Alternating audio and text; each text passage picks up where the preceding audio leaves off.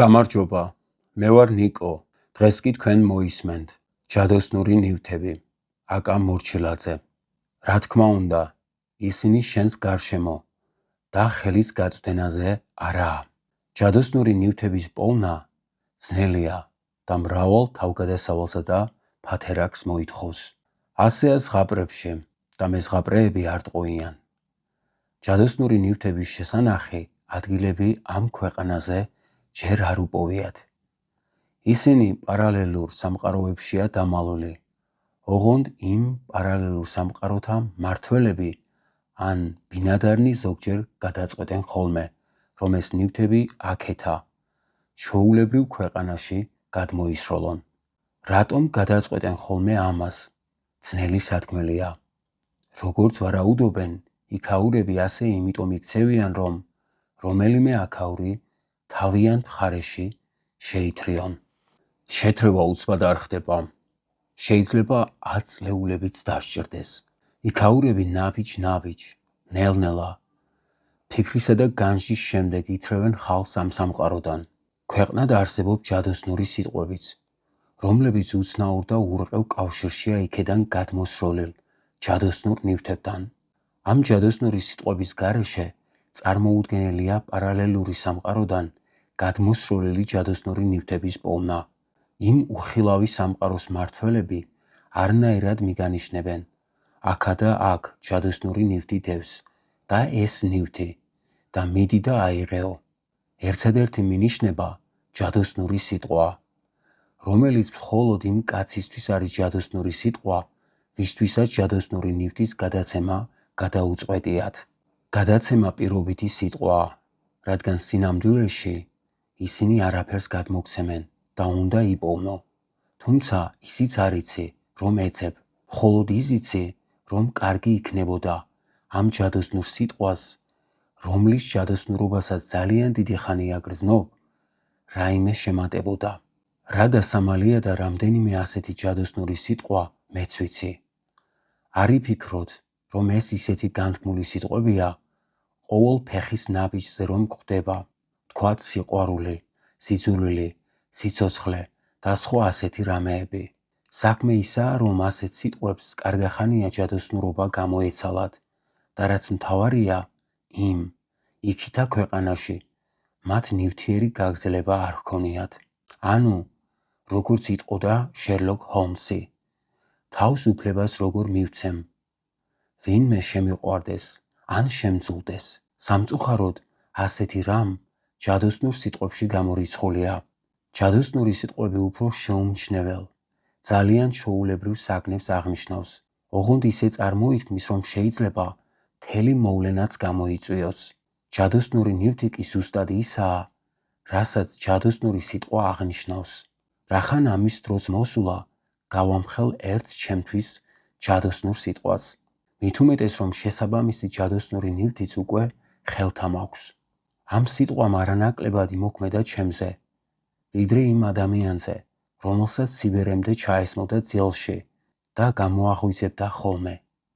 იმ კაცს, ვისაც ეს სიტყვა ჩაესმოდა, ჯიმ ჰოკინსი ერქვა. პიასტრი, აი ეს სიტყვა, სხვანაირად რვიანის ნატეხი, piece of 8. სხვანაირად უბრალოდ რვიანი, კიდევ სხვანაირად ესპანური ვერცხლის დოლარიანი. ახლა მოგახსენებთ, რომ პიასტრი ესპანური ვერცხლის ფულია, კარგა გვარიანი ზომისა. ზედ რა ამოუტვიფრავთ, ამის მოთხრობას არ მოუყვები. მოგახსენებთ, რომ იმ 300 წლის წინათ ფულის წინააღმდეგ უფრო წონით და ლითონის სიწმინდით განისაზღვრებოდა. რახან წონა მთავარი იყო, ეს გვარიანი პიასტრი ერთდროულად ერთი მონეტაც იყო და ნახევარიც, მეოთხედიც და მერვედიც. ანუ პიასტრს კუნძზე დადებდნენ და ნაჯახს დაჰკრავდნენ. ასე გაჭრიდნენ ორად და ხურდასაც დაგიბრუნებდნენ.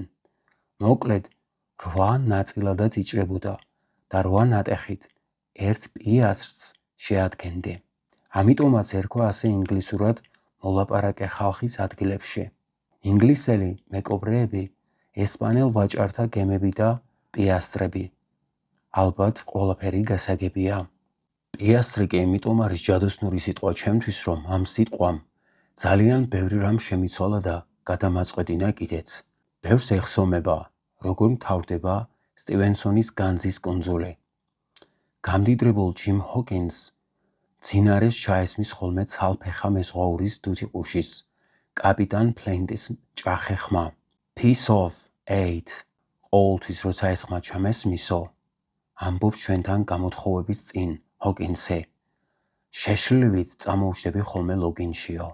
თქმა არ უნდა, ეს ჯადოსნური სიტყვაა. ყოველ შემთხვევაში ჩემთვის, რადგან ოდესღაც ამ შეძახილმა წერის სურვილი გამიჩინა. პირდაპირ არ ვიცი რა უნდა მეკეთებინა. იმ თუთიყუშს რომ არ დაეჩხავლა. პიასტრებიო. ალბათ ფეხბურთის ყურების მეც ვერაფერს გავაკეთებდი. თუ ეს რაიმეს კეთებად ჩაითვლება, რა თქმა უნდა. ასე რომ, მართლაც ჯადოსნური სიტყვა. ამ აზრს ის უფრო განმიმტკიცებს, რომ უკვე პიასტრიც მაქვს და რაც მთავარია, სწორედ ისე, რვად გაკვეთილი. იქ და იმ დროს, რომ ჰქონდათ. ასეთი რამეები კი ტყუილად არ ხდება. სად უნდა მიხვიდე? რომ პიასტრს გადააწყდე. სოფლიოს რომელ ქალაქში? შენით რომ ეძებო, რა თქმა უნდა. კოლექციონერებს მიადგები და თუ ფული გაქვს, იყიდი კიდეც. მაგრამ ჯადოსნური ნივთებისა და სიტყვების ურთიერთკავშირის მთავარი პირობა ხომ ის არის, რომ ჯადოსნური ნივთი არ უნდა ეძებო. ნივთს თავად წაეყრები, როცა ისინი ამის საჭიროებას დაინახავენ. აბა წარმოიდგინეთ, გადაფრინდი ოკეანეზე, ჩაფრინდი ერთ ქალაქში. იქედან კვლავ იფრინე და ჩაფრინდი მეორე ქალაქში. ამ მეორე ქალაქში ჩაჯექი ავტობუსში და წახვედი მესამე ქალაქში. იმ ქალაქში მანქანაში გადაჯექი და წახვედი ერთ სოფელში. უფრო კი მამულში. იმ სოფელში შეხვედი პატარა მაღაზიაში. ყოვლად უმიზნოდ. სუვენირის ან რაიმე ასეთი საყიდლად. და ამ მაღაზიის ყველაზე ბნელ, შეუხედავ და მოფარებულ კუთხეში გადააწყდი პატარა ქისას, რომელშიაც 8 დაჩეხილი პიასტრი დევს.